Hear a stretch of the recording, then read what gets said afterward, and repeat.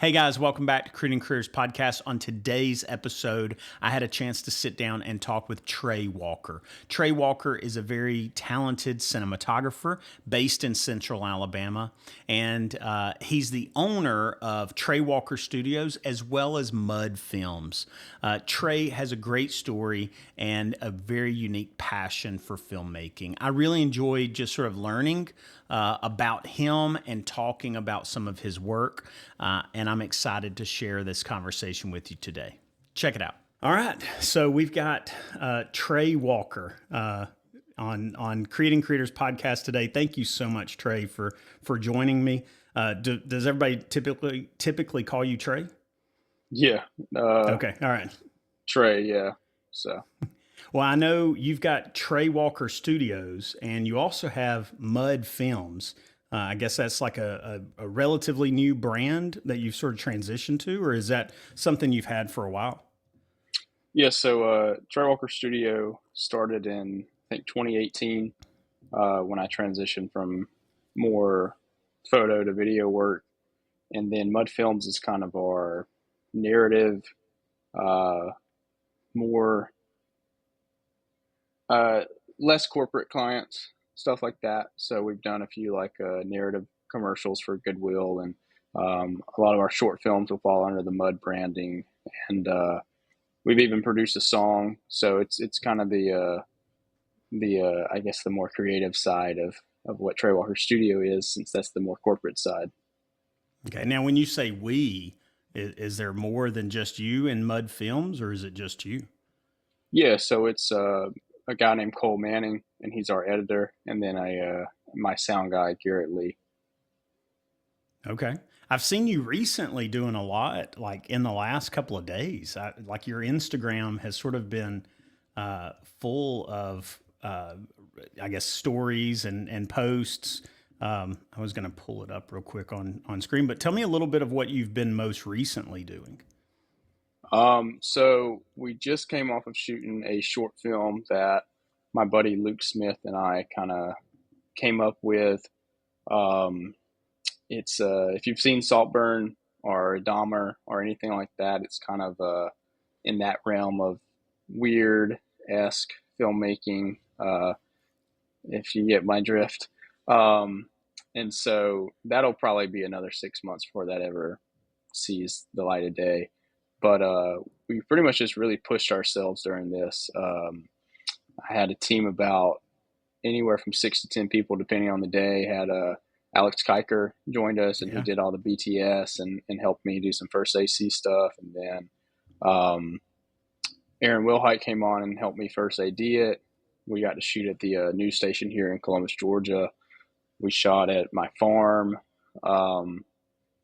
We shot at a bar called the Soho, which has been in a movie before. So, yeah, so that's what we've been recently doing. And, coming up, we're on the road a little bit. So it's just, it's always something. Yeah, I was trying to see some of those shots. I guess maybe it's already out of your stories, but I was looking at the bar scenes. Look incredible, man. That's got a really cool vibe to it. Most recently, I guess I saw these shots where you're sort of in like a living room with a lot of haze. Yeah. Yeah, but this is a little bit of that bar scene, I think, but definitely crowded around I guess, previewing what shot y'all just got. Yeah. So the first two shots was in a motel room that we had. So that's all of us, or half the crew, sitting outside the motel room. But the third picture in the slide is the bar, and where we used there's like a big mirror that was behind the booth, and so we were trying to like make sure that the shot worked. And as you can see by kind of everyone's intrigued expressions, are more so their action of looking into the monitor. The shot worked out, needless to say. And yeah, we did use a lot of haze. I'm not typically one who does a lot of haze, but kind of just felt right. So we just pumped it in there. This shot has a lot. Yeah. This shot has a lot. But I imagine that was probably before it dissipated Hmm. Unless, I mean, were y'all going for more of a heavy haze to that degree? So usually, anytime I work with haze, you want to pump more than you think into the room, and then by the Right. time your actors and your camera is ready, it has dissipated enough where it doesn't look just so hazy. You know, just Yeah. gives enough character to the screen.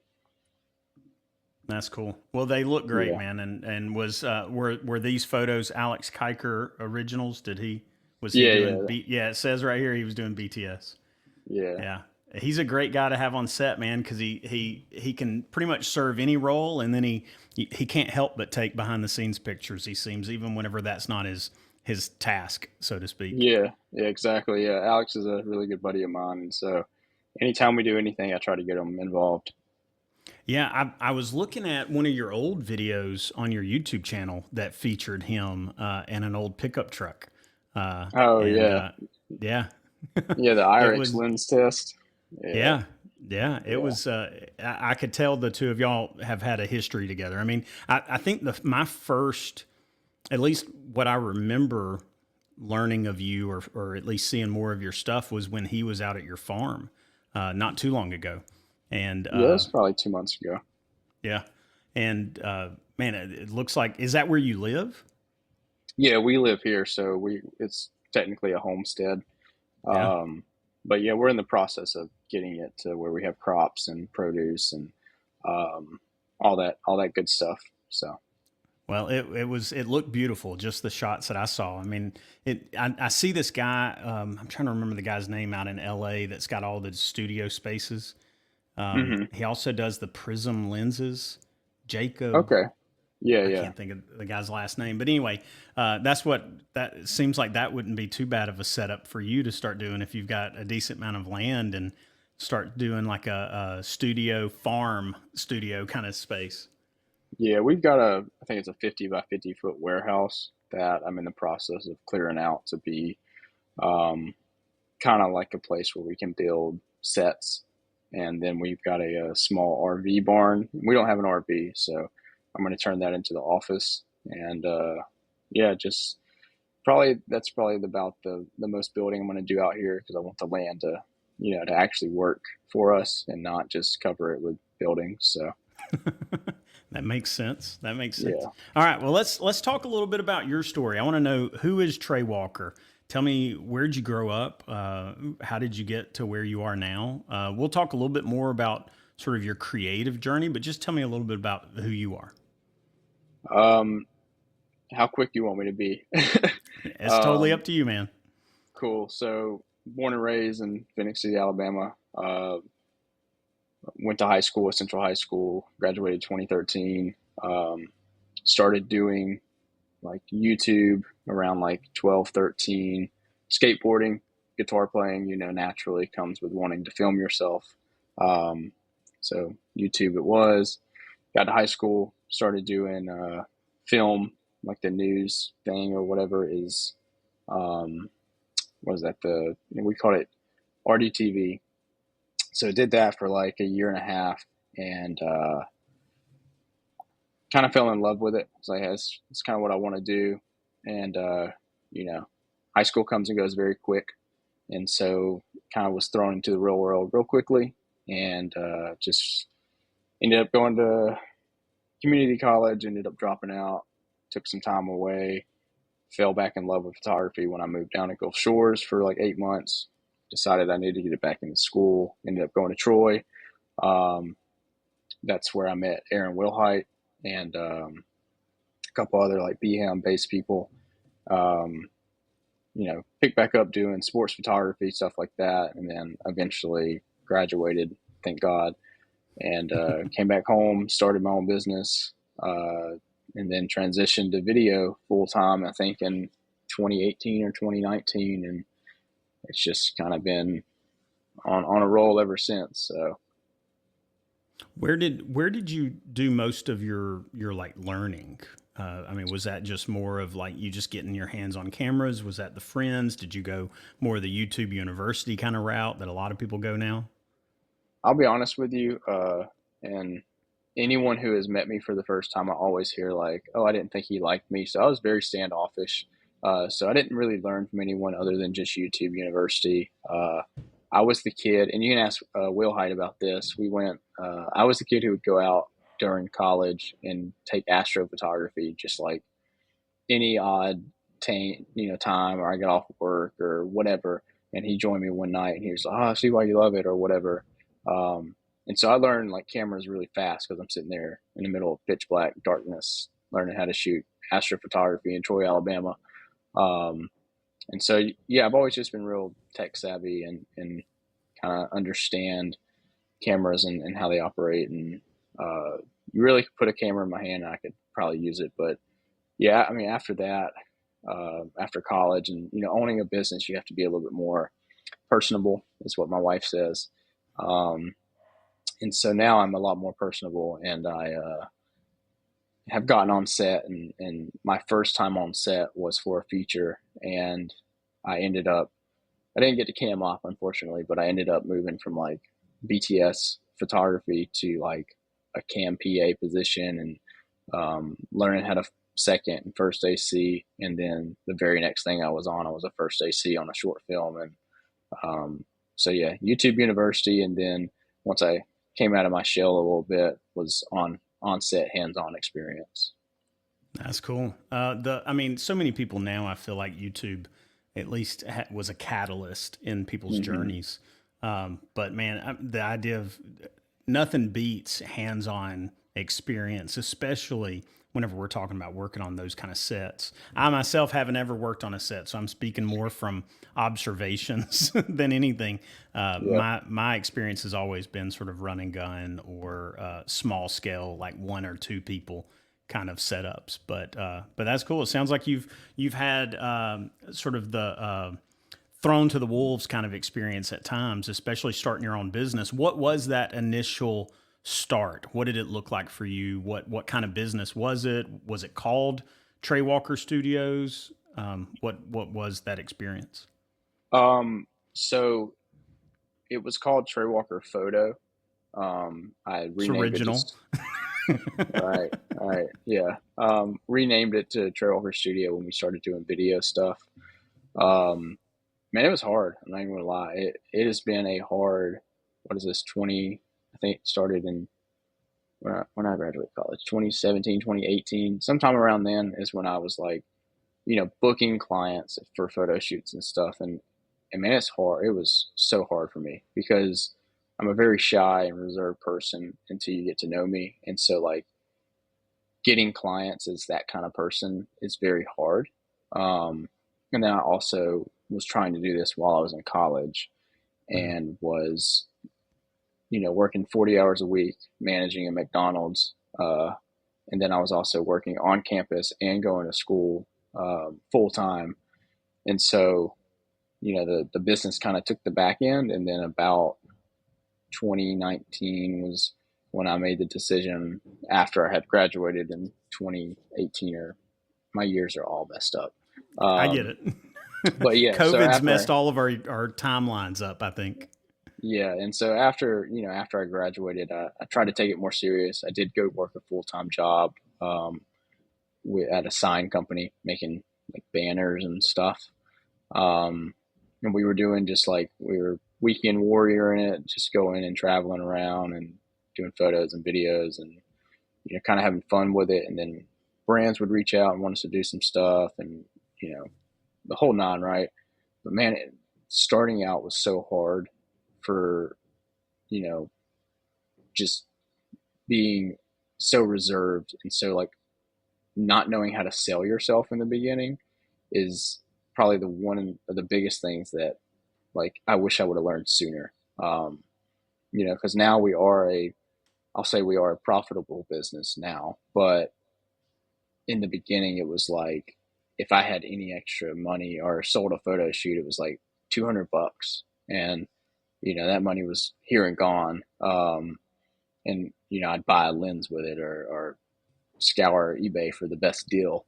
Um, but yeah, and then obviously 2020, when COVID hit, uh, pretty much was a reset for us. Like when it hit, I think all of my wedding clients, all of my like brand clients, like product based clients like that, like it just halted.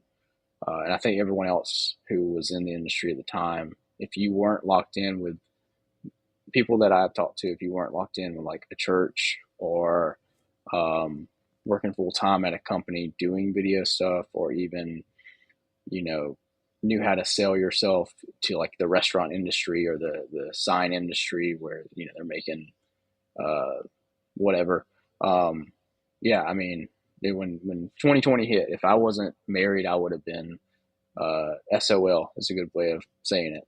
Um, so yeah, just learning resiliency through it all is the key. I know, I think for anybody that does the creative industry, whenever they start out, pricing is so difficult because people look at it as, you make $100, you're over the moon initially, but then Mm-hmm. you realize pretty quickly that stepping up to 200 or 500 or 1,000, like it's possible, but at the same time, every time you step up, you're losing jobs as quickly as potentially gaining jobs. What's been the trick for you in sort of figuring that out? It sounds like that. I mean, I would imagine that was part of that challenge, not only communicating and selling yourself, but also like identifying where do you land price wise.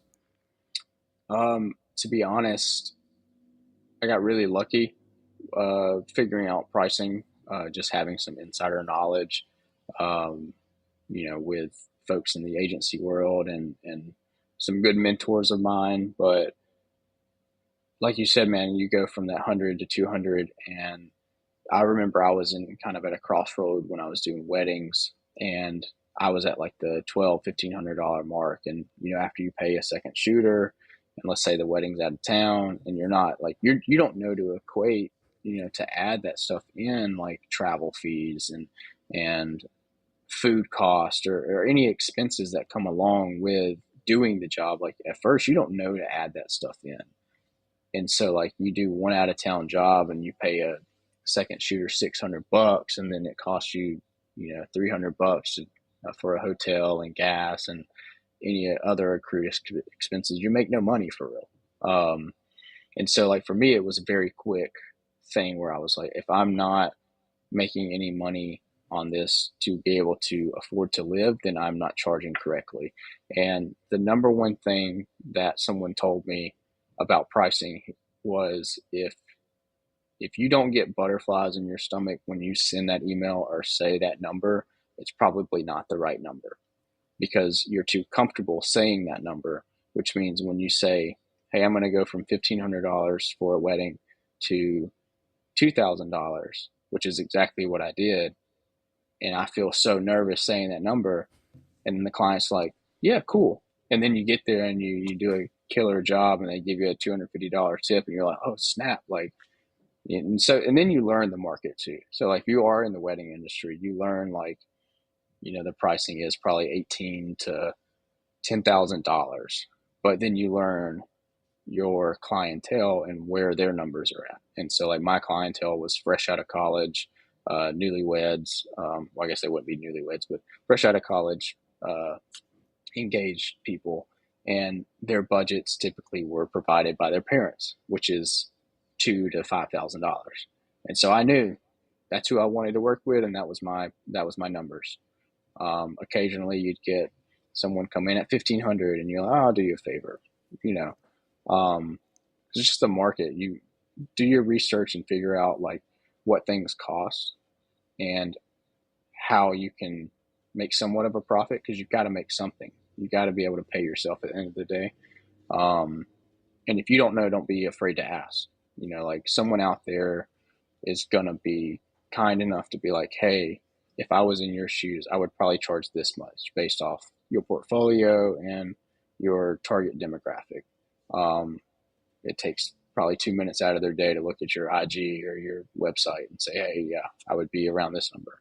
Um, and two, man, like with pricing, like you don't want to feel like you're doing way too much work and it doesn't match the number. And oftentimes, a lot of us creatives, we go, hey, we're in this creative position.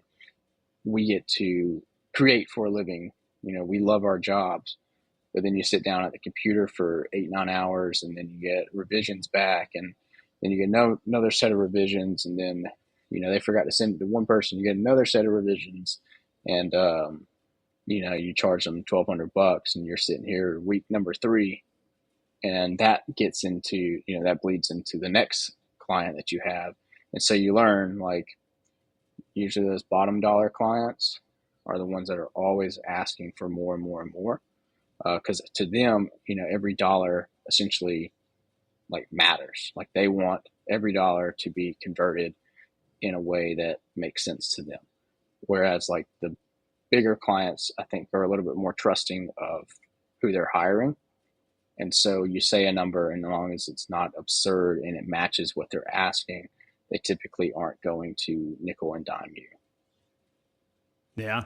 I think, well, talking back about editing, I think editing is one of those things that, especially in the wedding industry, so many times we don't factor that in. And that can Yeah. be sort of the pain point in your pricing, where you're like, man, I really didn't charge enough, because you're sitting there for hours and hours editing something that that Yes. maybe had you bumped up the price, you would feel better about. So I resonate with what you're saying there. Um, the last part you just said, oh goodness, I had a thought on it and then I've lost it. What was it that The you just uh, said there at the end? the lower end clients versus the higher end clients. Yes. Oh, I know what I was going to say. I have found it to be true that there's two truths, I guess, that sort of war with pricing. You're worth what you say you're worth. I think to Mm-hmm. some degree that's true. I mean, if you're saying you're a $1,200 videographer or filmmaker, then you're a $1,200 filmmaker. Uh, if you're a $12,000 filmmaker, then you're a Yep. $12,000 filmmaker. I mean, to some degree, what you state is true, but then also at the same time, I think what clients that you can find and what those clients are able to pay is also sort of what your worth is, or value is. I'd put it that way. Yeah, and I would say, like, to anyone who is listening, like, be cautious of the words you use when you tell someone what you do. So, um, hold on, my mother's calling me. Ignore it. When you are telling someone you're a videographer, right? If you're a videographer, a lot of times in the client's head, they're saying, okay, that's events. That's um, maybe corporate videos. That's you come in with a gimbal. But when you tell them that you're a filmmaker or a storyteller or um, you know whatever it is that you may call them, they typically think, okay, that's a little bit more higher end. That's a little bit more um, whatever. And so, like, I've learned to be very cautious with um, what I say to clients and also to people, because at the end of the day, I always ask myself, what do I want to be? And I want to be a director and a DP, but a storyteller or a filmmaker, right? And I Yeah. don't want to be a videographer. And I'm not knocking a videographer or a photographer or a content creator, but that's not what I want to be. And there are Yeah. places for those kinds of people, but that's not what I want to be. And so I speak very clear to clients and to people when they say, "What are you?" And I learned that when I had a stint where I was doing, like, art shows and stuff, and people would come up to me and be like, "Oh, are you an artist?" And I would say, "No, no, no, I'm a photographer."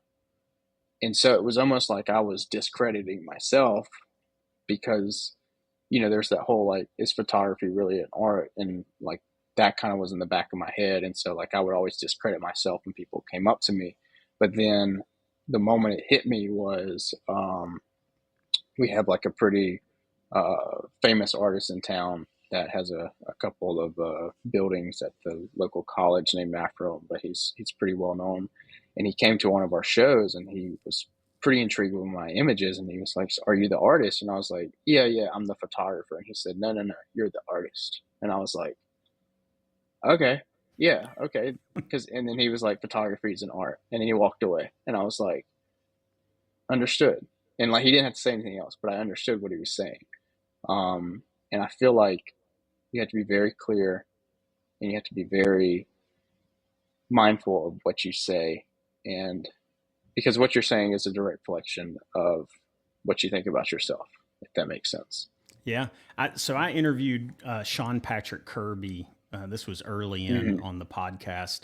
I think he was like the third or fourth person I interviewed, and he made the statement to me at one point during it. He said, "I think he was doing it for my benefit, so I didn't refer to him as a videographer or content creator." I think was a big term that he was sort of hoping to mitigate me using, and Yeah.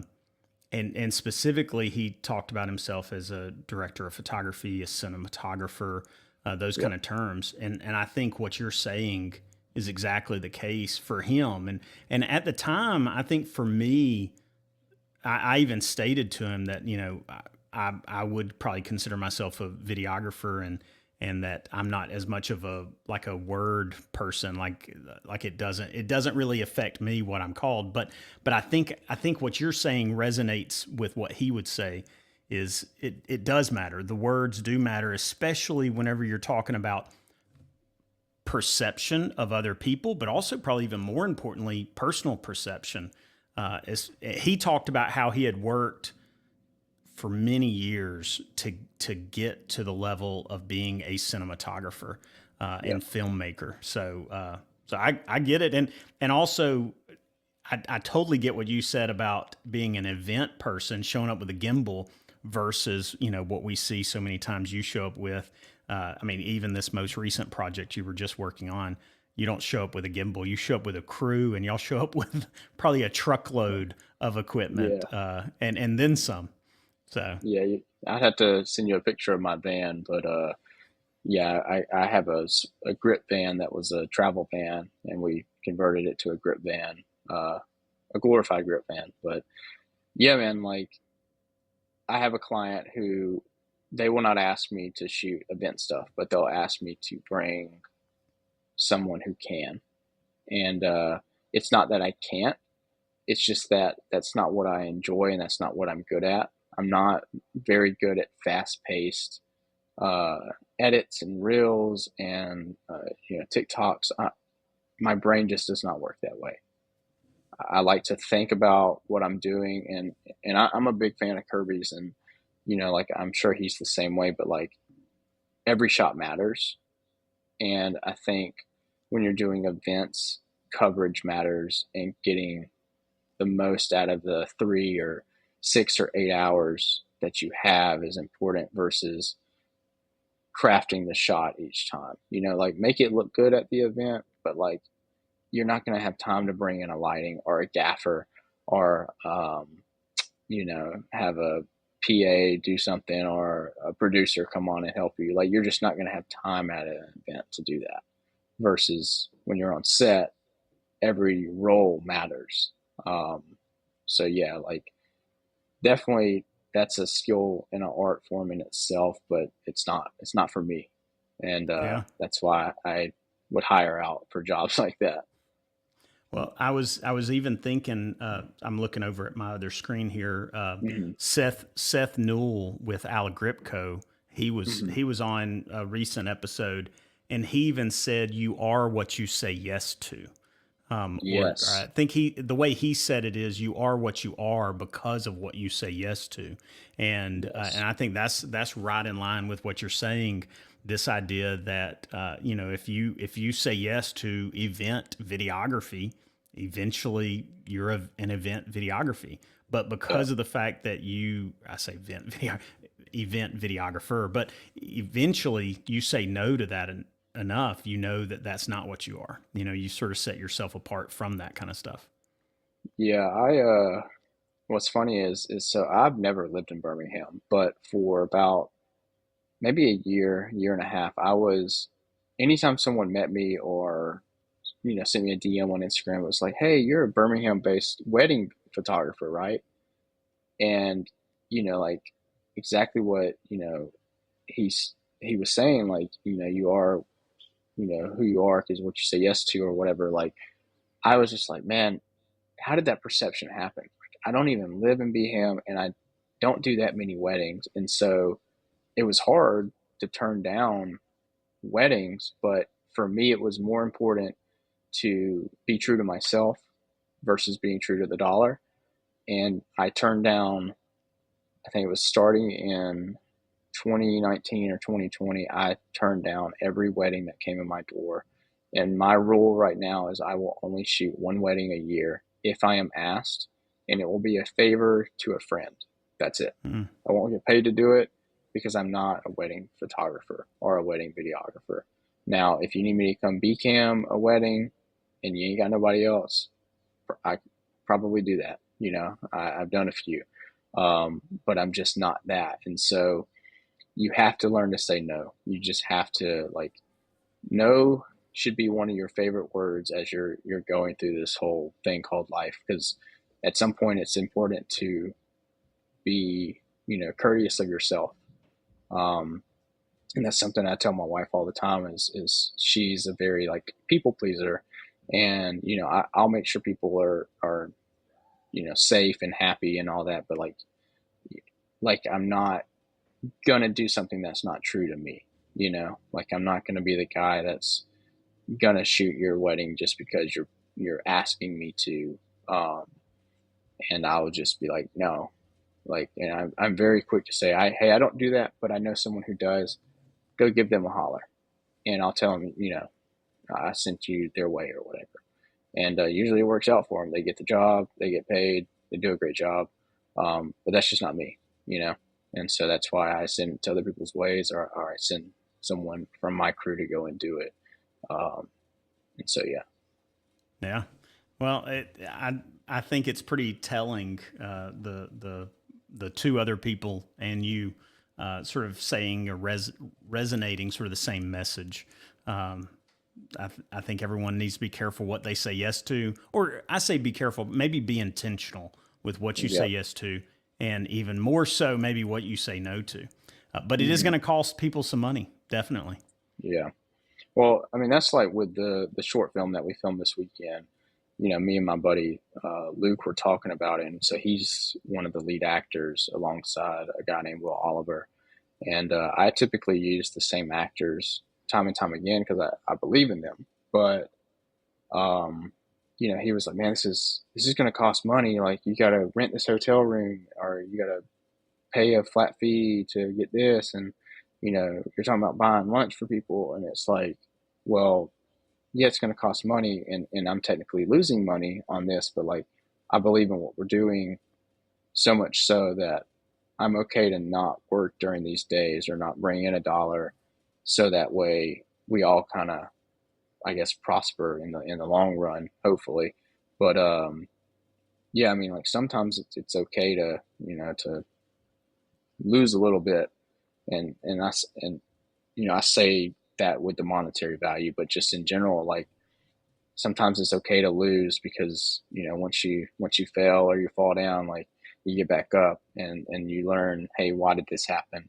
Um, but yeah, so yeah, like even with the short film, man, we spent a little bit of money to do it, but like we came out the other side, and I think we all were very impressed by like what we were able to do as a team, and yeah, just believing in those people. So What with these? How many short films have you done total?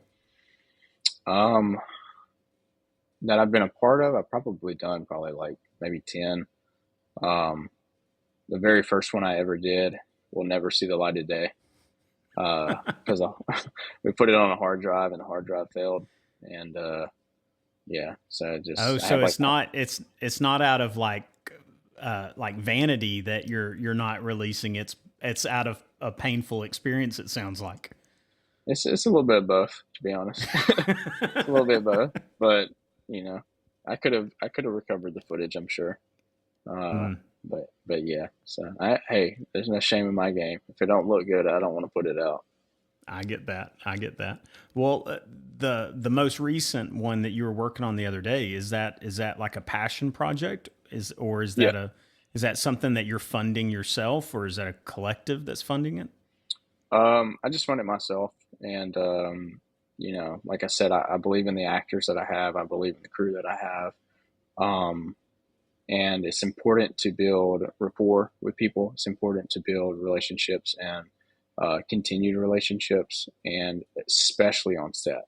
Like if I'm DPing and I have a first AC and I just kind of look at him and he already knows what I want, that's like you couldn't ask for more, you know. Or if I'm directing and I'm looking around trying to find my script and a producer or a PA or whoever it is just brings me my script, just like, you know, a lot of times me and Garrett, my sound guy, like we'll be able to look at each other while we're on set and know exactly what we're thinking.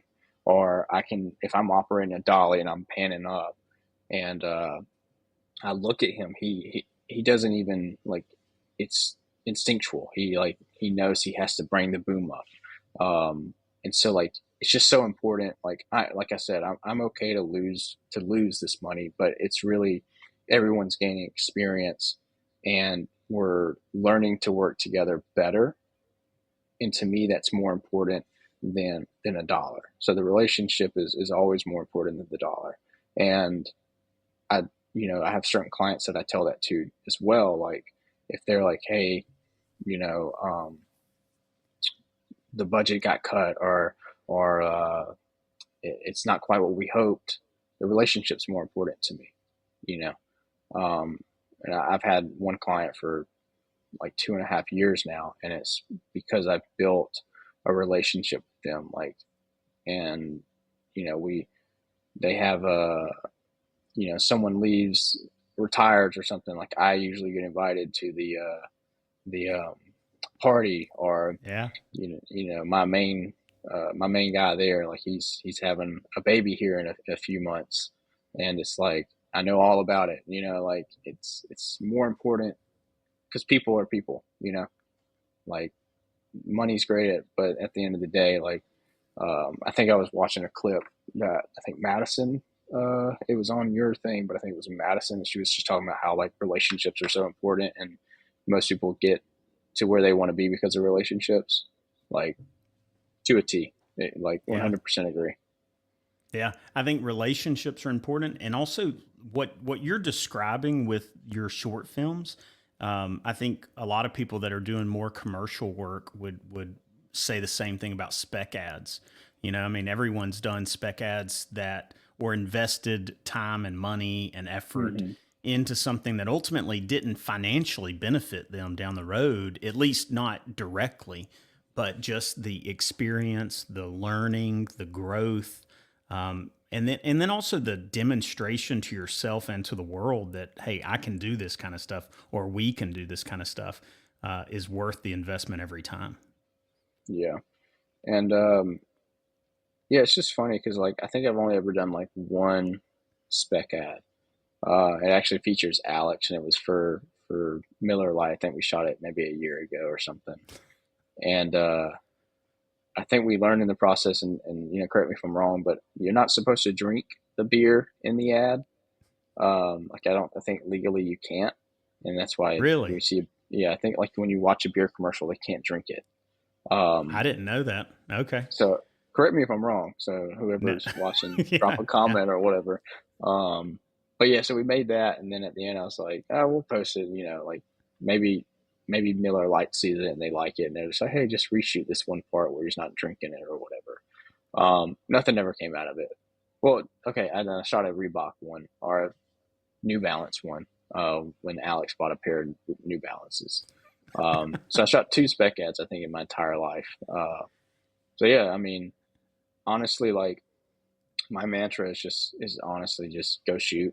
Like you ain't got nothing to shoot, go shoot. Like you'll figure it out.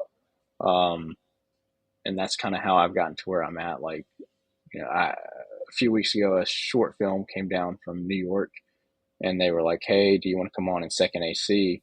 And going back to saying no, like I don't want to be a second AC, so I told them no, but I would love to come on and help if you need a gaffer or a DP. Um, and they already had a DP, but I came on and helped gaff because I love lighting and I love all that types of stuff as well as camera because it's important. But I'm also a big fan of just being on set. But it sounds kind of contradictory saying no to being a second AC, but offering a gaff. But I just know that I would want to play one role versus the other. Um, but yeah, I went on and just got paid like $100 a day or something, and most people's day rates is well beyond that if you come on as a gaffer. But I was like, get to meet new people. They're from New York, and we're shooting on I think we shot on the RE LF Mini, which around these parts is you typically don't shoot on REs very often unless you have a bigger commercial gig or um, you happen to own one, or you have someone that owns one, or you can afford the rental. But these New York people, they came from, I think it was NYU or Columbia, and so I think their professor was like Spike Lee or something, and so they had got it That'll from the get you school. one. Yeah, Yeah, so yeah, I bet. yeah, they got it from the school, but it yeah, just just get on set and shooting stuff, and I mean, I think I'm shooting stuff at least once a week at this point. So Well, that's what I can imagine that you're quite busy, but I do want to congratulate you. I understand how long have y'all been together? um, since I was 17, we started dating October 4th, 2012. Yeah. So So my wife and I we started dating on my 16th birthday, and we've nice, been together now 25 plus years. Actually, this past July 2nd was 25 years. Um, nice. and so I always I just love to see that. I think it's a just I'm sure we both can relate to the beauty that's there and growing up together. So congratulations on that. Now, how long have y'all actually been married now? Great. This is a uh, test, by the way. She told me to ask you. No, I'm just kidding. uh, I mess it up every time. 4 4 years. What year is this? 2024. We got married 5 years. We got married in 2019, I think. Yeah, we got married right before COVID. Yeah. So 5 years. It's been dating 11 years. I think that's the right math. Wow. She'll correct me. It's fine. So Yeah. Well, congratulations on that. I think it's so cool to see people that when they were teenagers together, and then also to see them now as adults still together and probably angry with each other throughout at different times, but also the love that still survived it. So congratulations on that. Seriously. All right, so I let's talk appreciate it. about Mud, man. I want to know, where did this come from? Where did Mud Films, the brand? What's with? I love the hashtag Made with Mud. Like that's a great just phrase in general with it. But where did this come from? Man, to be honest with you, um, you know, first and foremost, mud is in the least corny way possible. It's kind of the whole phrase, get it out the mud. You're kind of starting from the bottom, essentially. But really, when we were thinking about calling it mud, it was, we're not afraid to get out there and get dirty. And there's literal shots, like BCS shots of me caked in mud, um, like chest deep in water with a camera rig over my head, um, on the top of trucks. We're not afraid to do that kind of stuff. And I know now that I run a set, it's set safety is important. So some of those things I wouldn't tell someone else to do, of course, but I'll do them. I'm not too scared. But yeah, man, it was just you know a mixture of all the hard work that it took to get here, and then on top of that, it's we're not afraid to get dirty. And so mud was just kind of what stick when we were coming up with this whole kind of narrative division of what we do. So that's just what stuck.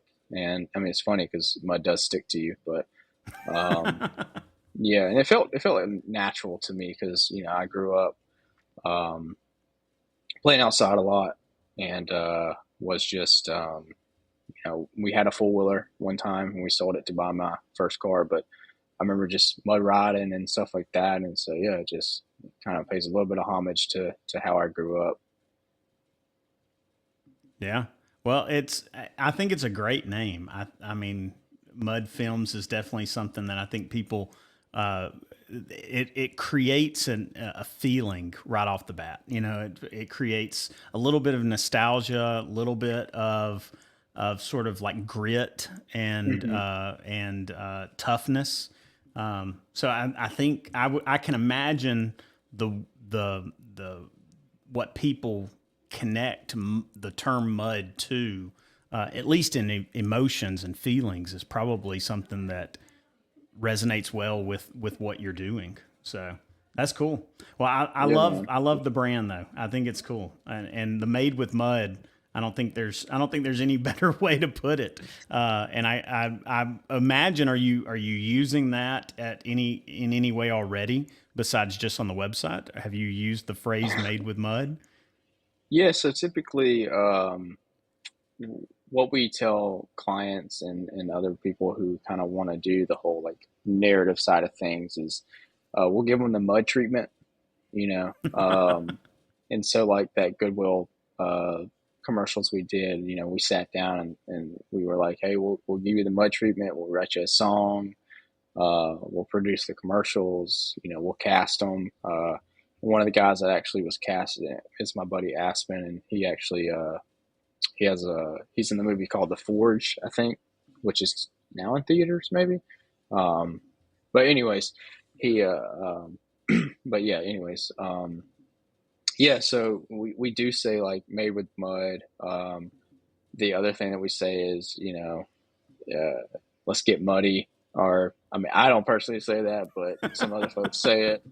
Um, and That's what's some other ones? Let me see if I can. Someone just texted me one actually. And let me see if I can find it real quick. But if not, we can move. We can move on. no, no. I did find some more shots. I mean, obviously on your Instagram account for Mud Films, and seeing more of the bar scene. It looks great, man. I see what you mean by the wall of mirrors there that you were referencing earlier. I can imagine Yeah, that was troublesome to shoot around or even into at times.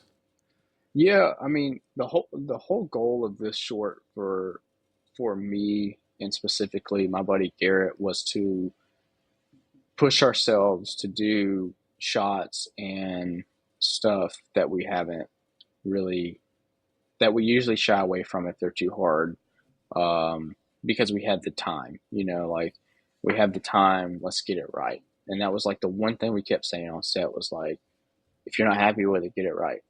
If it's something feels off, let's fix it. We have time. We're all here for the long run.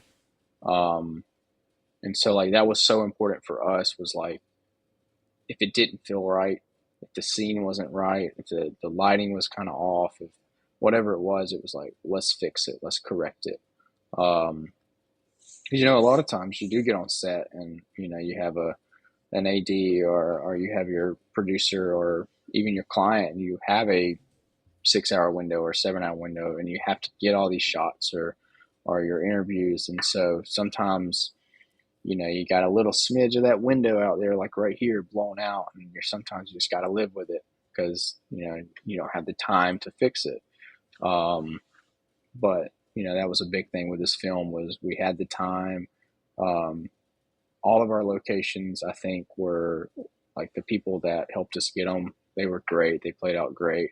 They'd all had worked with film sets before, so that was great for us because we weren't coming in. So just like, hey, you want to I do have no idea what that was. Sorry. Sorry, go ahead. you're good. But yeah, a lot of times, and if you've ever asked someone to use their place of business or whatever, and you're like, hey, I want to film something here, they're kind of hesitant. But like after they've done it once or twice, they're pretty cool with it. Just give them a COI and a little bit of money, and it'll be all right. Yeah, how long did y'all actually take to shoot this? So we just wrapped last night at like 2 a.m. Um, and we have one more scene that we need to pick up just with the two lead actors.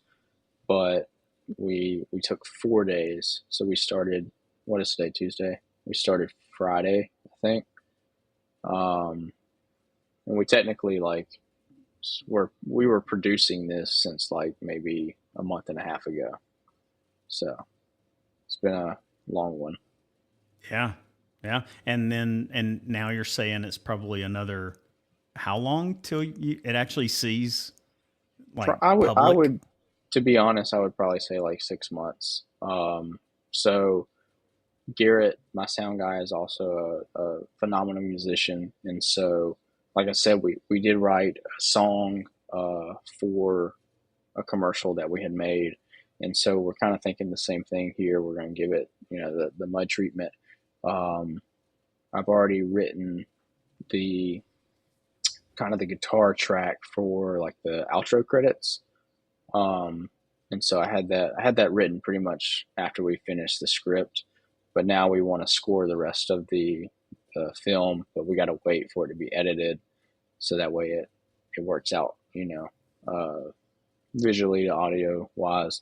Um, but yeah, like I don't want to leave any stone unturned, So I would say a good 6 months probably. Us chopping at it once a week. I think we'll be able to get it done. Well, and it's not like you won't have other projects during all of that time as well. So that's always tough about these kind of passion projects. I mean, you can only dedicate so much time to those while also trying to survive and make a living. Yeah, I mean, I'll say this is like not harshly as I can, but like there's no excuses. Uh, for every hour that I spend scrolling through my phone, what else could I be doing? And so like when I have these passion projects, it's like I'm gung ho. I'm pretty notorious about being gung ho while we're shooting, and then we get into the edit. And most people who know me know I hate being on a computer. Just would rather be outside or doing something else or shooting. Um, but yeah, I like had to hold myself accountable, being like, oh, I've been on YouTube for the past hour listening to Quentin Tarantino or somebody talk about film. Let me get back into this computer and edit this or do whatever. But yeah, it's just like there's no excuses. Like to me, if it's a true passion project, like you would remain passionate from start to finish. And I know it's easier said than done. From personal experience, that is easier said than done. But yeah, I mean, just got to lock in and got to do it. Yeah. Well, I think we've touched on this where we've sort of talked about some of your work. But I would ask. I mean, I like the idea of how you talk about the mud treatment, so to speak. But I'm curious to know more about this writing songs for the videos. I mean, is that? I know you said even before that you sort of grew up with a guitar at some point, so music's been a part of your life. Is songwriting something that you do regularly, or is this something you've just pulled out, or is this something that maybe a partner of yours does more so? So honestly, like like you said, I have always kind of played music, and in recent years, me and my buddy Garrett, who is my sound guy, like I said, he is a very good musician, but he kind of inspired me to like think about music in a way that's more passive. Um, and so like that kind of is what inspired me when we did the Goodwill job was, hey, let's write a track. And the biggest thing was like I didn't want to pay for like the license to get a song, but then the biggest overarching reason was my buddy Josiah, who sings the song. I really believe in him as well, and I wanted him to sing the song. And then Garrett uh, played.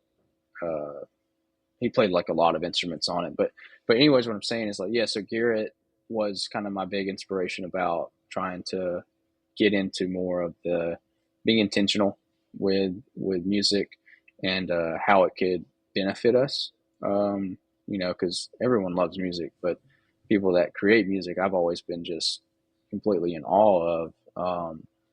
But yeah, we wrote a song called Shine.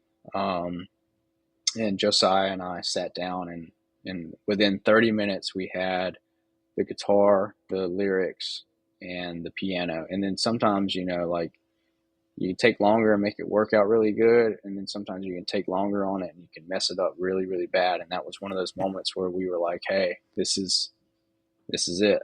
But we're not going to touch it anymore. And we sent it off to Garrett. I got like 6 or 7 um, like kind of, hey, here's what we're thinking type of revisions to it. And then we sent it off to the drummer, to the organist, to the keyboardist. We had a choir come on and do some parts. Alex is actually one of the guys that's clapping in the song. So like He's, he it was a plays joint some of the effort. most random roles. Yeah, he That's just happened funny. to be in the studio that day, and we were like, "Hey, we're recording this song, so either be quiet or come over here and clap to the beat." um, and so that's what he did. But I actually had those photos up on Mud from that day, but I think I took them down. I need to put them back up. I got rid of that studio since we moved out here. But yeah, man, just yeah, to me, music's just a huge thing. Um, and when anytime I write, typically it's with my buddy Josiah, who is a phenomenal artist. He goes by Sybil, Sibl. But we'll come out here and we'll hash out 10, 15 songs at any given point, and he'll go back and he'll do his thing to them, and he's got like 100+ songs that are unreleased that are just sitting in our text message chat that are like, if you listen to them, you'd probably be like, oh, this is Khalid, or this is this guy, or whatever, because he's just that good. So yeah. That's cool. That's hey man. I mean, it's being around those kind of people that really spur you on too. I mean, you got to that back and forth. All right, so let me ask. You've already touched on this a little bit already. The idea of what you would say to people starting out, because I think you've given tons of tips. But I would like to first of all have you react to any of these pictures you decide you want to. Sorry about the thumbs up. There goes one. But secondly, I would want you to see. Do you have any other advice that you would give to somebody just starting out? I mean, I know you've already said some stuff. Maybe you want to reiterate some of that. I'm gonna look at these photos and react to these real quick. So, Go for it. um, let me. How old do you think I am in that middle photo? It looked like you were in middle school or high school. So I mean, the look looks like a middle schooler, but the way that you just asked that makes me think I should say high school. I was. I want to say I was 17 in that photo. Oh, wow. Um, and then the photo to the left with the long Justin Bieber swoop, I think I was 15. So I was always really, really. So Young it's real. face. It's funny seeing like my face on the screen with a pretty full beard versus baby face me. Yeah. Is the Yeah, I beard think intentional? Is it to make you look older, or is that the that. goal? No, I am gonna be honest with you. I like don't really care about how I look anymore. Um, I just care about filming, and so yeah, man, I'll go into like a client's office and I got on like a cut off shirt and I got on my cowboy boots and my some dirty jeans because they called me up there to pick up a hard drive or something, and they're like, "Yo, what did you got on?" I'm like, "Yo, I just got done cutting grass." So yeah, I just but my clients, they know me and they know like any given point Trey might show up in gym shorts or he might show up in he might be completely dressed up. We never know. Um, Well, it works well with mud films, I think. So, especially if yeah, you come in with a little bit of mud on you. yeah, every time, right? But yeah, I mean, advice for beginners. So I think the number one thing is take yourself seriously. Uh, you may think that it's just a dream, but it's probably not. If you like actually work towards it, it could be more than that. Um, yeah, just take yourself seriously. Like, don't don't be don't be the person that looks, 15 years down the road and you're like, what am I doing? Like, if I would have just put my phone down, or I would have just, gave it a little bit more effort, like, it could have been that. And like, yeah, just like, be serious about, if you, I remember I was, in RDTV and I was like, man, I want to do this for a living. But, yeah, so, so I get, Hey man, I love it. yeah, I love it, yeah, man. I love the emotion of it because it's obvious that it means a lot to you. I heard Gary V said, I was watching Hot Ones. You ever watch Hot Ones?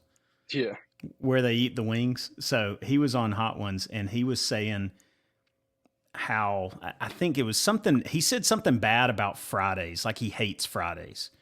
yeah, And he was basically telling people, like, if you're doing something Monday through Thursday or Monday through Friday morning that makes you long for Friday afternoon, you're doing the wrong thing. Like, you've done something wrong. You need to be doing something Monday through Friday morning that when Friday afternoon comes to an end, so to speak, and then you're almost chomping at the bit to get back at Mondays. Now, I don't.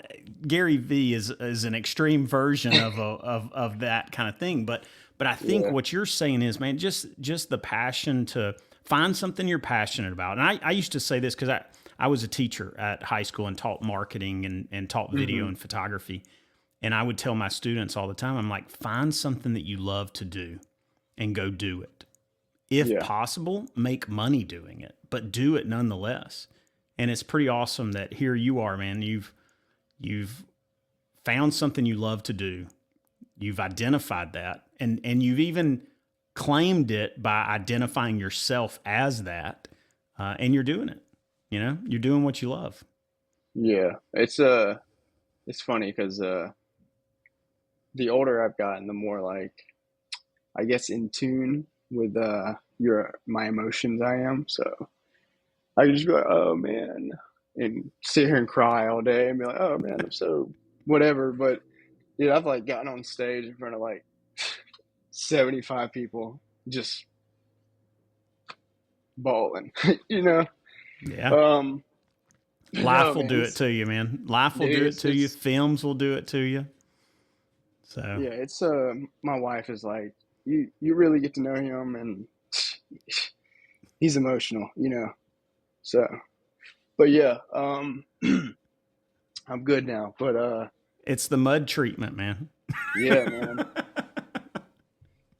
Yeah, I mean, I don't know if you'd get so you probably won't cry after this short film that we made. You'd probably be like, man, these guys are weird. But there's a few that I've been a part of, and yeah, it's little emotional there, you know.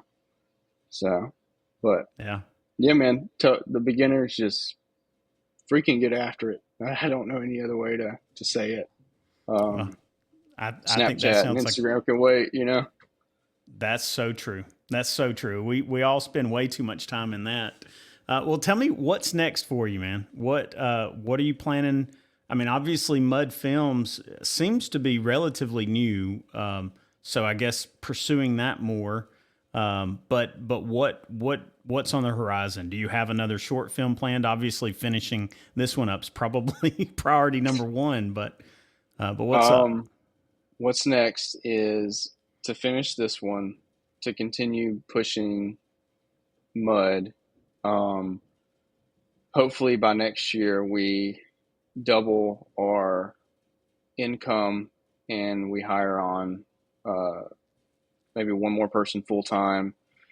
Um, man, I've got a feature script that I just got back from my writer that we're going to shop around here in a little bit. I've got two more feature ideas that are just sitting. I've already got the pitch decks just sitting, waiting for the right time. Um, I've got another short film idea. I've got little short clip ideas that we want to film. just general life, like getting out here at the farm situated. We got um, dogs and cats, and we had chickens, but rest in peace to the chickens. But just getting out here situated to it's different, man. Like we're out here in rural Alabama, and we used to live like 5 minutes from the city of Columbus. So um, yeah, just pushing myself in all types of different capacities, and you talk to anyone who knows me very well, it's like he doesn't stop, and pretty much what's next is just to not stop. Um, the chickens, I got to ask about that real quick. So, did you eat the chickens or No, did they die so, of some type of accident? something ate them. Ah, Yes, so we had 11 chickens, and my Dalmatian got one. And so oh then we had no. 10. Then we had 10 chickens, and then we had a little baby one. I don't remember what the disease is, that they can get when they're babies, but it got that, and it passed. And then we came outside late, late, late one night, and my German Shepherd and my Golden Doodle had got 7 of the chickens, and now Wow. we, like they say, like you gotta fence them in, and you gotta dog proof the whole thing, and like we dog proofed it, but the chickens kept flying through like a portion that they could fit through, and then they would go in free range in the yard, or in the pasture, and the dogs would because they could come into the pasture, they just couldn't get into the pen, and they they got like 7 of them, and then we went out of town, and we had a really bad storm while we were out of town, and the remaining 2 just who knows? They went Mm. they went away. We don't know what happened or who got them or if they or what, but we did find feathers, so we're assuming probably like a coyote or a raccoon or something. Just Mm. yeah, yeah. So it It's a was about rough life for a chicken. yeah. So we're reconvening. We did get a Great Pyrenees puppy to try to alleviate some of that, because they're supposed to be like natural protectors of the farm. Like that's kind of what their big thing is. So we'll see what happens. Maybe we get chickens again. Maybe we don't. Um, who knows? But see, stuff like that, I don't get sentimental about that kind of stuff. Well, Like that's my what I was wife, going to ask next. I was going to ask, or is the death of the chickens too close on your mind right now? no, I told my wife from the beginning. I said, don't name them chickens, and she named them, and each one was a bucket full of tears. I mean, just crying about them, and I was like, yeah, I don't. I mean, we took care of the chickens, but like, I mean, they're chickens. Like we're on a farm. Things are gonna happen, Yeah, and I have a friend that has chickens, and he talks about how dumb chickens are. That yes, because he talks about how they will basically carry themselves right into danger over and over and over again. Like they are yeah, constantly trying to kill themselves. I think that the whole saying about why did the chicken cross the road, the whole idea of chickens dying in roads over and over again is sort of telling of their own like lack of intelligence. yeah. Every time we came outside with the last like remaining 2 or 4 or however many we had at a certain point, like we would come outside and we had a pasture that was all fenced in. Dogs could not get in there, and their pen was in there. So at this point, the dogs could not even get in the pasture. And every time we come outside, the rooster would be on top of my truck, which is like 2 fences away from his pen. And so, like, there's no telling. It's Yeah. just, yeah, He said that one of them at one point, I think some animal got in there, and then he was able to shoo it off before it like took the chicken, but it did kill a chicken. And before he could turn around, all the other chickens had run and started eating that chicken that just died. And this is a chicken that has lived with them from the beginning, like for a long period of time, and just so quickly, they look at one of its siblings as not, Yeah. oh, a loss of life, but food. Yeah. it's They're it interesting. definitely, definitely. Well, I'll say this about whatever's next for Mud Films. I look forward to seeing it. I will definitely be following along closely, and I look forward to seeing sort of the outcome of this video, and sort of that process. If assuming that you share sort of the edits and or any kind of clips along the way. So I think that's exciting. All Hey right, man, so let's I talk appreciate about. it. Oh, sorry. Go ahead. What were you just saying? I was just saying I appreciate it. Yeah. All right. So, who inspires you? Where do you look for inspiration? Where do you look for sort of that next level, so to speak, for yourself? Um,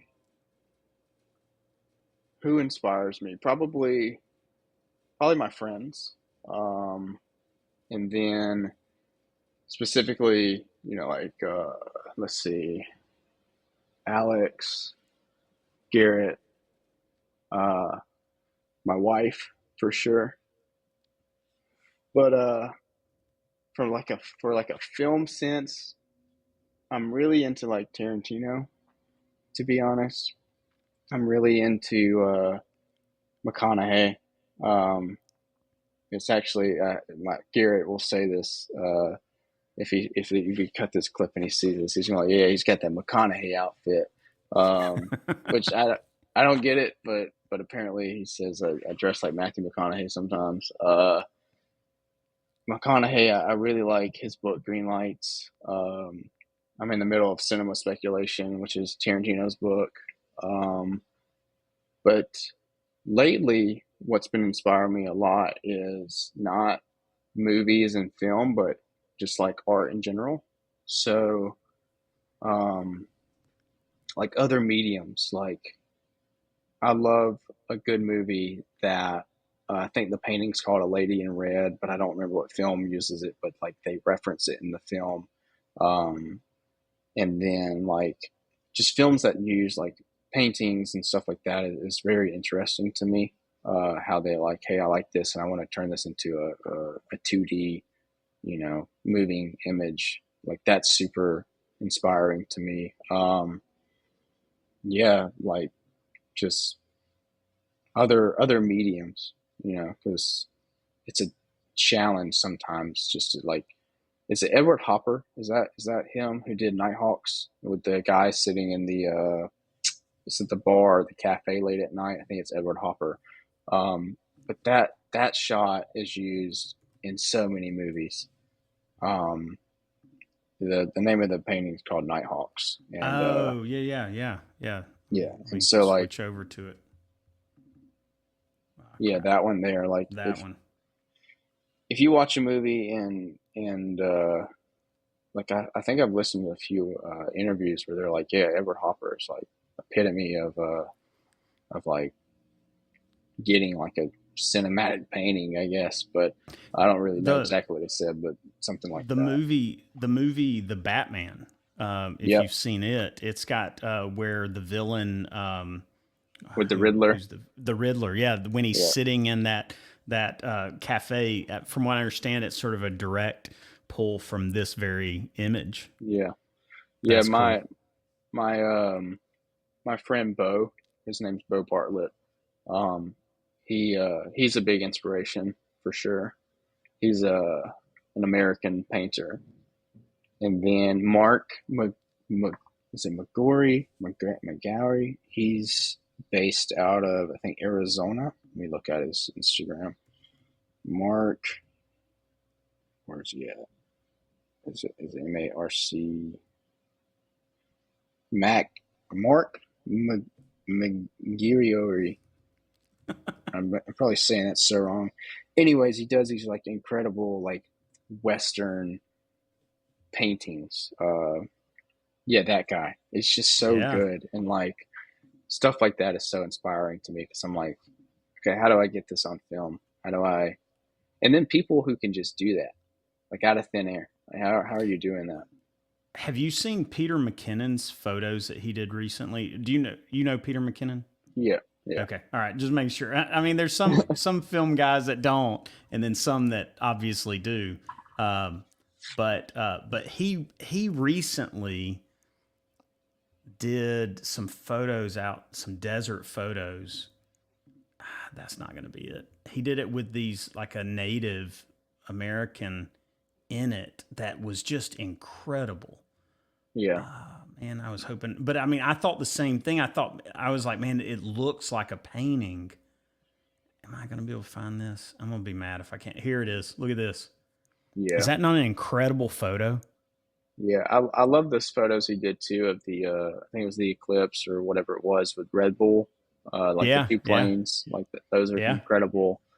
Um, yeah. The Like, natural landscape alone is so incredible out there, man. Um, but that's sort of what that reminded me of, those the paintings that you were just referencing. Um, this guy's like, and that does very much look like there's. I want to say there's something in the Birmingham Art Museum.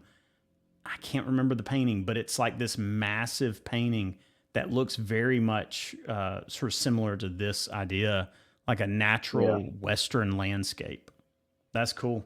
I think the principles still apply. You know, I mean, you think of photography, you think of painting, even like graphic design and video. Like so many of the principles to just beauty and art apply in all of those. So that's what's I think really neat about that idea is don't just simply look at other video for inspiration, but look at other mediums as well. And Yeah. painting, you definitely can't go wrong with some of the most amazing Yeah. paintings And out there. another like big thing that I've been doing lately as far as like finding inspiration is um like old advertising, going in a thrift store and what I like to do is I like to go in a thrift store and be like, what appeals to me, and then figure out why it feels that way. And a lot of times I'm going in the thrift store to buy like something for a movie or a film or for a commercial or whatever it is we're shooting, and then it's like, but why is this pulling at me, or why is this way? I mean, I've got like hundreds of film cameras, like just literally just sitting around, like back there. That's just a ton of stuff there. Um, but yeah, just like some of that stuff too is like inspiring. Seeing like, and I know people say it all the time, but like it does feel like sometimes the world has gotten gray. And then you look at like old advertisements or old photos or um, even like just logos and stuff from the past, and like it's got color and stuff. So like that kind of stuff is inspiring to me. It's like, how do I want people to feel stuff when they watch what I make. And so how do I translate that with what inspires me, and does it does it work the same way like for them as it would for me? Which is such a hard question to answer, but hopefully it works. But yeah. Well, and I think nostalgia right now seems to be really. I don't know. I think it's always been that way. I mean, every generation that grows up, it's like they always look back at the beauty that came before them. Whether it's imitating it with clothing or whether it's films that revisit old characters or old stories. Hmm. Um, so I think nostalgia is always something that people sort of connect with. It reminds us of our childhood, and no matter how good or bad our childhood was, the time still seems something to reminisce and enjoy. That's it's I think there's good things to going into a thrift store probably and finding things that resonate with you, and then asking those very questions. So I think Yeah. that's probably a good advice to give to anybody right now. Just go and find something that you connect with and start analyzing, why do I connect with this? And then how can I Yeah. use it in my next project? Yeah, exactly. And yeah, like speaking on nostalgia, like I've actually been on YouTube a lot lately watching like just compilations of like 90s commercials or, you know, uh, summer episodes of Cartoon Network and stuff, and it's like why does that appeal to me as a kid? And we've actually got an idea for a short film that's like based off of how they did things in 90s cartoons. I don't want to say too much because it would give it away, but if you watch 90s cartoons and if we ever make this short film thing, like you'll understand like the reference of what we're trying to do. So Well, I loved '90s cartoons. That was when I was watching them. So I was probably at times too old to be watching them, but still watched them. yeah, So we do think I think you should never grow up. Like I think you should always make time to feel like a kid again. I love when people are like, Trey, when are you going to grow up? Or aren't you too old for that? No, I'm going to go jump on this trampoline. I'm going to go, you know, play in the ball pit. I'm going to launch or wherever trampoline park. Like, you know, I'm going to live my life, you know, like that's the whole point is to just don't grow up. Physically you are, you know, but like just continue to treat the world like you did when you're a kid. Don't lose the magic. it's a playground out there, Oh yeah. always. All right. Well, let me ask this just as a follow up with who inspires you. I usually try to use this question to target people down the road that I might have as future guests. So, is there one or two people? Now, I've had Alex Kiker on already, but is there one or two people that you would say you definitely need to have these as guests on your show? People that you work alongside that you would say push you to new levels in your creativity or your work? I would definitely get Garrett Lee. You can find his info through my IG. Someone who's fairly known in the BHAM space, but you know he's a photographer, but I don't know if Justin posts too much anymore. But Justin Self, he hiked the AT a few years back. Um, so those two guys for sure. Um, have you had Will Hyde on yet? I think Will I Hyde would be a have. good one. I have. He was Yeah, actually my very first guest. And he has said just recently, he's like, we should do another episode. And I think that's probably a good idea to revisit a couple of people from especially he was so early in on it. He and Harrison Tarabella, those were my yeah, first two guests. And I probably didn't do them justice just in the interview. I remember when I was interviewing, I think it was Aaron. Man, I was so nervous about even trying to yeah. keep up with my questions. I probably didn't do a good job listening. Not that I always do, but or not that I always do now at least. But I try to do a little bit better than I did then. I have a couple of people with this Justin Self that are popping up. One is Botched Film. That is his film account. I think he probably doesn't Okay. post on there. Okay. And then there's Um, also This Is Justin Self. yeah, that's him. Okay. Like All right. 11K or something like that. 9K. Yeah, I don't 13 know. actually. Yeah. Yeah, there you go. Yeah, he is. When I first ever went on a road trip to go shoot astrophotography, I went with him. And funny enough, me, Alex, and Justin met through social media. And before I had met Justin in real life, we had planned a trip to go to Zion National Park. And we met one time before we went, and then I got on a plane and we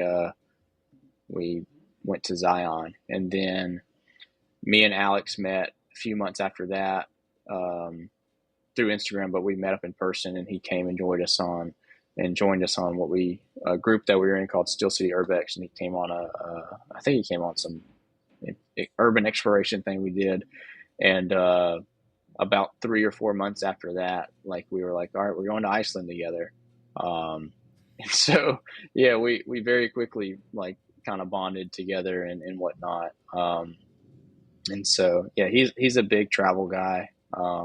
Well, he's got beautiful photos. My goodness. These Yeah, look incredible. he's definitely he's like me when about film when it comes to photos. Like he's not afraid to get the hard stuff and wait out all night and stuff like that. Like he's just like he's a real go getter to get a good image, you know. Well, I love his quote there. I'm pretty tired.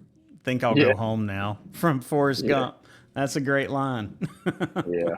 That was So, that when he hiked Katahdin. So I he has a van somewhere on his page. It's like a big orange van that he van life's out of, and I drove it from Birmingham, Alabama, all the way to Mount Katahdin, which is in I think Vermont, maybe.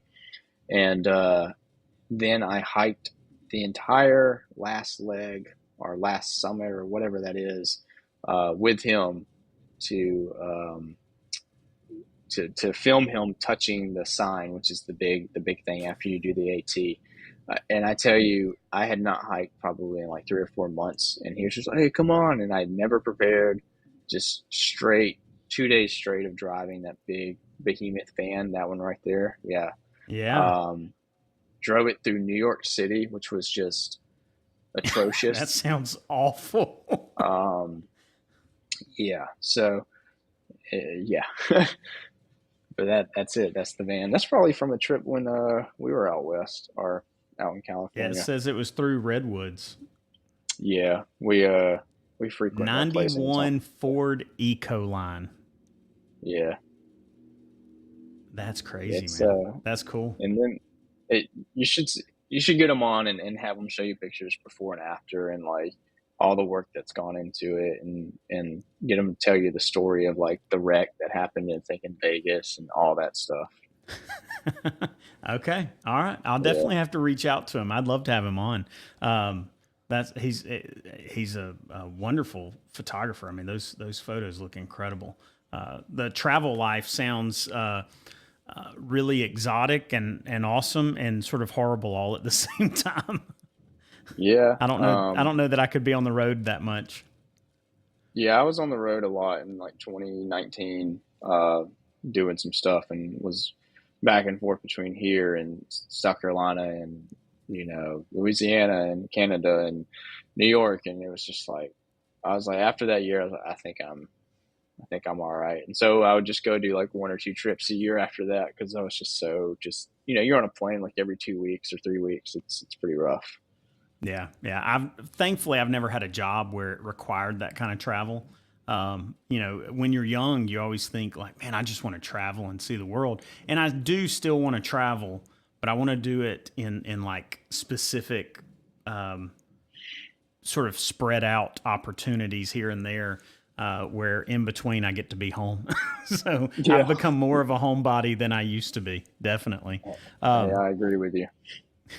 well, man, that's it as far as the interview goes. I really do appreciate you jumping on this call with me. I think your story in general is really awesome. The work you do, I'm really excited to sort of see what I've already seen and look forward to seeing the stuff that's coming down the road. And I think the tips and just just your experience that you've shared, I think a lot of people would resonate with and learn from.